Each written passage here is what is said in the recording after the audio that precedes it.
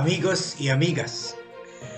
Pilit man nila tinatago or kahit dinideny pa naman nila ito, pero lumalabas na po talaga na lumalaki yung hidwaan, yung banggayan sa kampo ni President Bongbong Marcos at sa kampo ni Vice President Sara Duterte.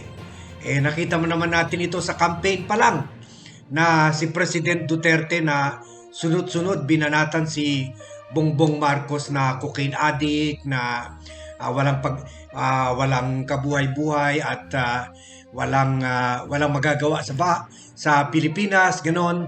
Pagkatapos recently rin po, nakita rin natin na yung inauguration ni Sara parang malamig, parang cold si President Duterte at hindi masaya in the presence of the Marcos family na nandoon sa Davao. At nakita po rin natin na si Sara mismo sa letter niya sa military officials requesting for the creation of Vice Presidential Security Group, na inamin niya na hindi niya inaalis yung posibilidad na years down the line baka magkaaway-away sila sa politika ng presidente niya. At ayaw niya na yung security niya depende sa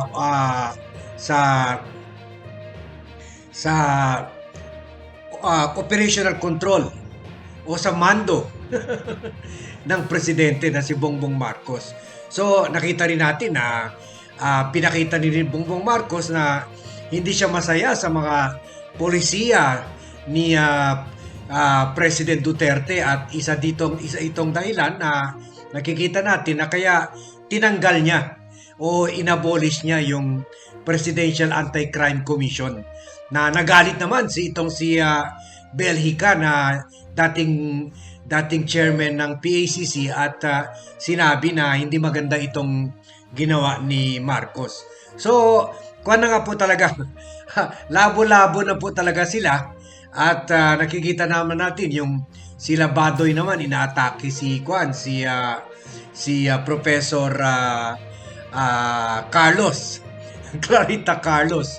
So, ngayon naman may follow-up tayo dito na isa na naman na solid Duterte supporters and an influential supporter at that, na galing sa media, pagkatapos editor ng isang tabloid, related rin sa Manila Bulletin Media, at ito si Crisette Laureta Chu, na kilalang-kilala na very strong defender. Ang dami na rin ito mga kontrobersiya na napasukan, na-bash na rin ito ng katakot-takot, na-suspend yung page niya sa Facebook dahil sa tuloy-tuloy na pagbanat niya sa mga kalaban ni dating president o mga kritiko at political opponents ni dating President Duterte. At ngayon naman, meron talaga siyang gumawa ng letter para kay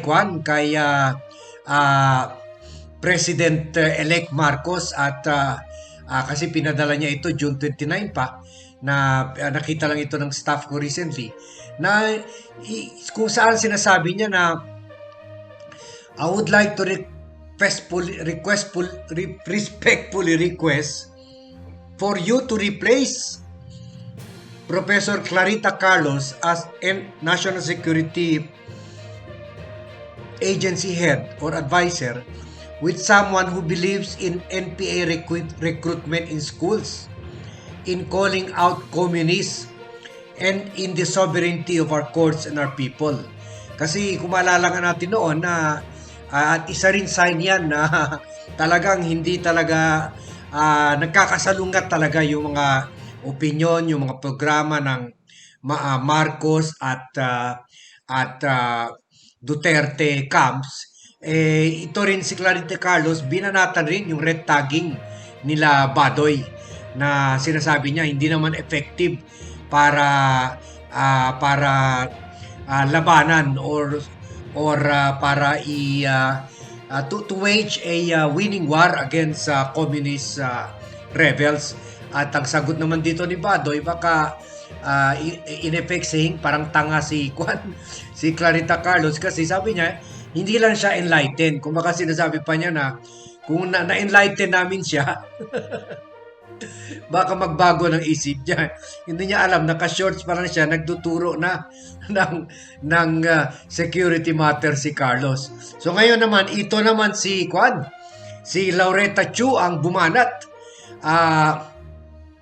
Sabi nga niya, NSA is our CIA and she is very ill-equipped. So hindi daw kaya, parang inuulit rin niya yung sinabi ni Badoy na kung si Badoy sinabi tanga at hindi alam kung anong ginagawa niya, ito naman si Laureta Chu sinasabi walang kakayahan, ill-equipped. If she doesn't believe in the years of intelligence reports gathered by your very own armed forces. So sabi niya, kung hindi siya naniwala, so kulang talaga siya sa kakayahan. So mas grabe pa ito kay Juan. Mas maganda pa sabihin na tanga ka kaysa yung wala kang binatbat o hindi mo kaya gampanan yung role mo. So sabi niya marami daw mga returning rebels sa dapat proteksyonan yung government at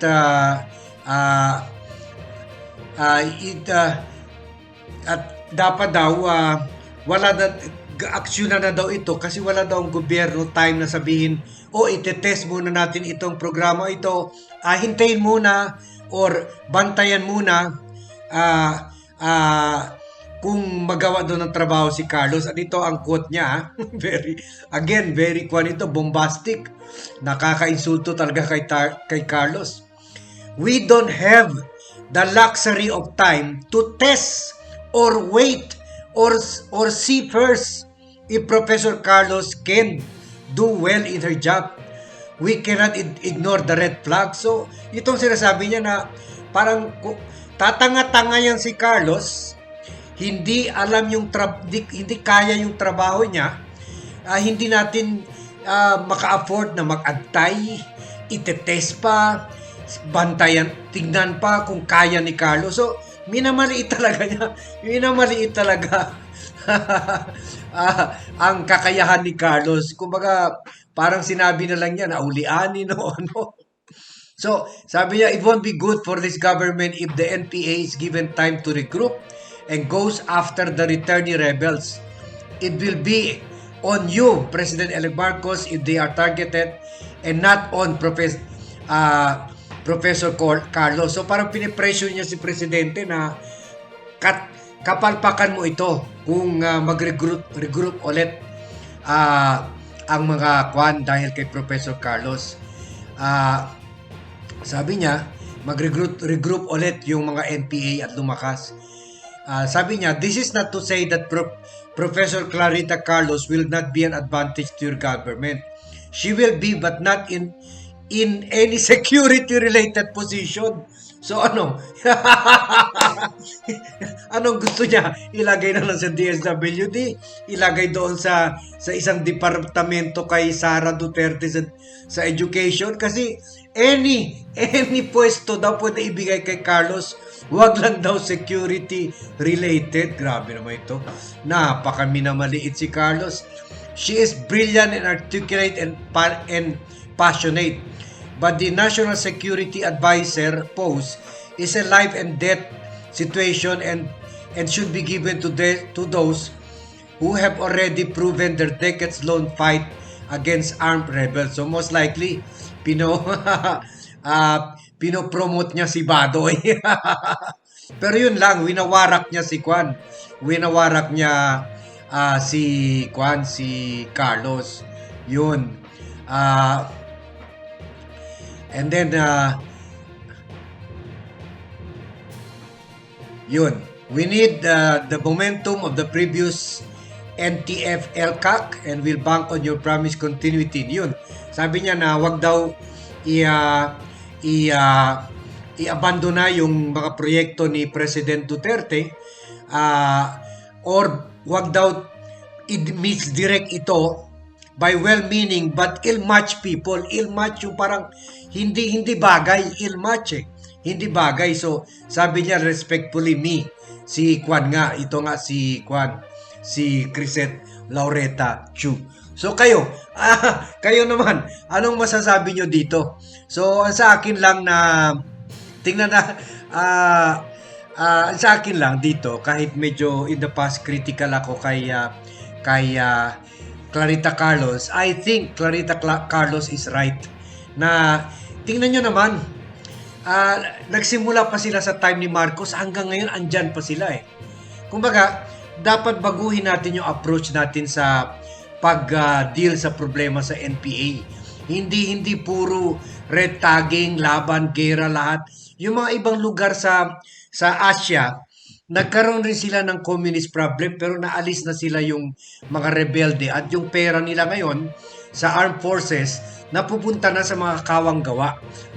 Yung mga sundali gumagawa ng bridge, gumagawa ng building, gumagawa ng hospital. Sana ganun na tayo pero hanggang ngayon bilyon, trilyon naubos pa sa gera sa komunista pero wala naman nangyayari. So sa akin, I agree with Carlos, dapat we should try a different approach. Pero ang number one ko talaga indikasyon dito, yun, nag-aaway inaaway ni Carlos itong sila Kwan, si Sara inaamin na magkakaproblema siya talaga later on kay Marcos. Si Marcos inabolish yung PACC. Si Belgica sinasabi na parang hindi seryoso si Carlos, si Bongbong Marcos sa issue ng katiwalian. Pagkatapos si Duterte parang inisnap si Marcos sa Davao.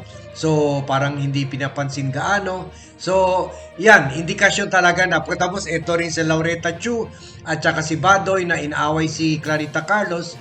So ito talaga ang indikasyon na the unity of the Unity Party is crumbling down. So babantayin po natin itong issue dahil this issue will affect all of us one way or the other. So pakikalat na lang po sa para sa mga friends and relatives nyo para makita rin nila at they can evaluate kung sino bang tama, kung ito ba si Laureta Chu o si Clarita Carlos. So bantayan po natin itong issue na ito, tutukan natin itong issue na ito at kayo rin. Don't forget to stay tuned sa mga future vlogs ko. And don't forget to subscribe to the Vlogcaster Armandin YouTube channel. Thank you for watching and see you in my next vlog.